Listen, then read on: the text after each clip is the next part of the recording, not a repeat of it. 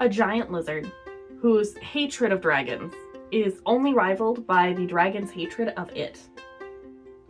Created by giants in an old war, these reptilian menaces strive to eat the eggs of dragons as their favorite lunchtime snack. In short, this is Joanna from Rescuers Down Under. These are nasty, not so little slimy guys that look like it should have the voice of Gollum if it understood Common. Though it definitely doesn't. So how do you make an adventure that focuses on these egg-poaching thieves as the villains? Well, I did, and the main story beats, stat blocks, and more is available in the PDF at the link below, 100% free. But let's walk through this adventure together, and you can decide if it's the adventure for you and your party. Let's set a scene. Our party finds themselves in a forest, covered in mist, thick and dense with pine. The forest is at the base of a steep mountain range, the Everfrost Mountains, called as such for their constant iced caps, where the snow gets deep and the wind is brutally cold. But we're going to focus on the forest at the base for now.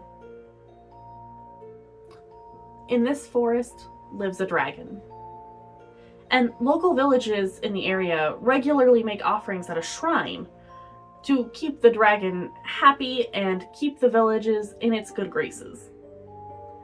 Almost as if the dragon is like a local deity. But lately, the dragon hasn't been too happy.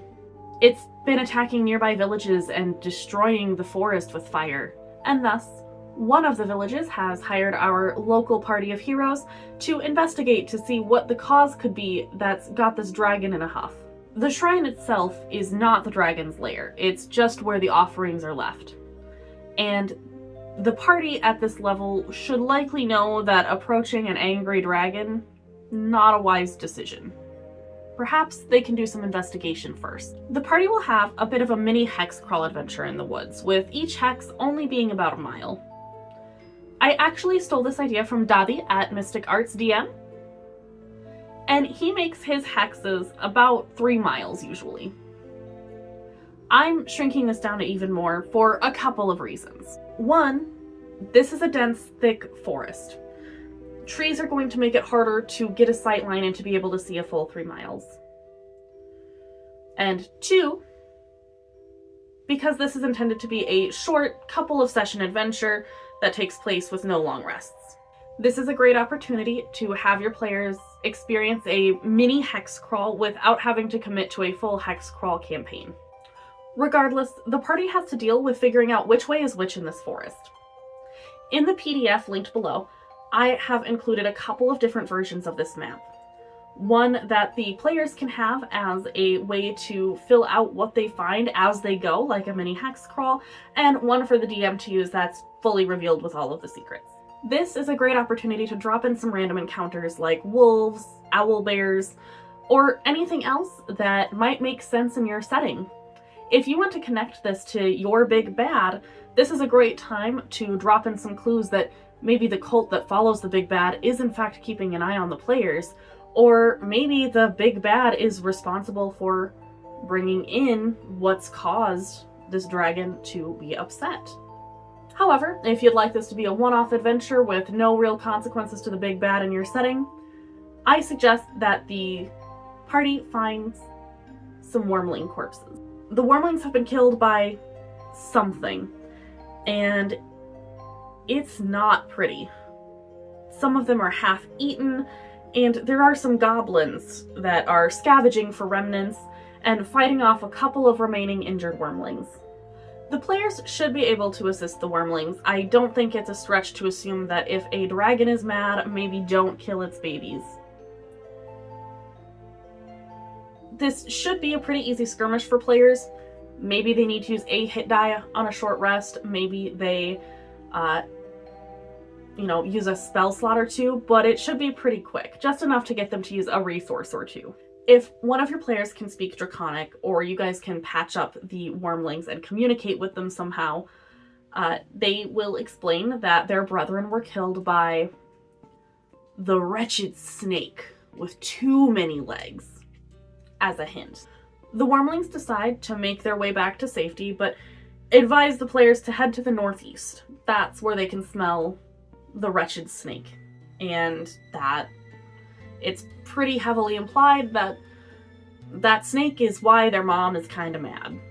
Alternatively, if your players side with the goblins, a goblin can let them know that they saw something similar, like a snake with weird legs, slink off in the same northeastern direction. Eventually, the players find a cave, a reprieve from the humid heat of the woods. It's got a large opening, but it doesn't take long once you enter to see that this isn't just one little cave. It's a network of them. Tunnels moving around, burrowed, almost like an ant tunnel would. If your players enjoy labyrinths and hex crawls, or you have a fun way that you want this to play out, these large cave networks are an excellent way to draw out that mechanic and let them explore some more. Otherwise, you can leave clues for them to find and make it a skill check to maneuver their way through this labyrinthian maze to find their target. Maybe they see a slimy trail one direction, or shards of an eggshell strewn about in one hallway, a muddy claw print, or some scales brushed against a corner.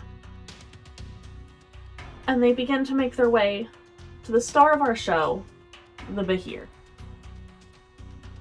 The cave system eventually opens up into a large cavern where stalagmites and stalactites have fused into one column multiple times over, and there's multiple elevation shifts in this map as it's damp and wet.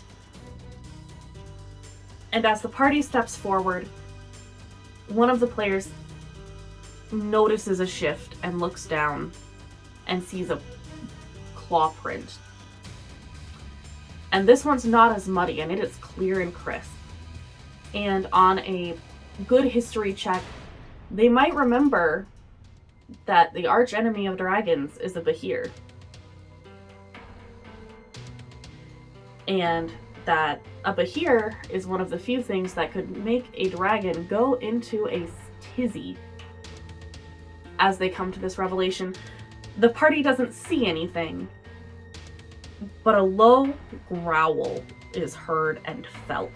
Not just from the acoustics around the cave, but in their bones. And they know they are not alone. The Behir slinks around in the darkness before finally lifting up, towering above them. Roll for initiative. Will the party be able to handle a Behir? Will this appease the guardian dragon if they fight this thing and take it down? Only one way to find out. Thank you all so much for watching. If you would like to see more, please like, share, subscribe, comment. I do answer comments, and it really does help out the channel.